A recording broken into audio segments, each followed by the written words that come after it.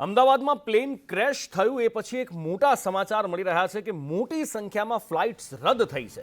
12 થી 17 જૂન વચ્ચે એર ઇન્ડિયાની માની ન શકાય એવો આંકડો છે 83 ફ્લાઇટ્સ રદ થઈ છે। જી હા, માત્ર 5 દિવસમાં 12 થી 17 જૂન વચ્ચે એર ઇન્ડિયાની 83 ફ્લાઇટ્સ રદ કરવાની ફરજ પડી છે। અને સૌથી ચોંકાવનારી વાત એ છે કે આ 83 ફ્લાઇટ જે રદ થઈ એમાંથી 66 ફ્લાઇટ બોઈંગ 787ની હતી અને કોઈ જ દુર્ઘટના ન થાય એ માટે ડીજીસીએની એર ઇન્ડિયા અને એર ઇન્ડિયા એક્સપ્રેસના અધિકારીઓ સાથે બેઠક પણ થઈ છે। આ બેઠકમાં નિયમોના પાલન, કામગીરીની વિશ્વસનીયતા આવા અલગ અલગ 7 મુદ્દા પર ચર્ચા થઈ છે। બેઠકમાં બંને એરલાઇનની કામગીરી અને મુસાફરોની સલામતીની સમીક્ષા કરવામાં આવી છે।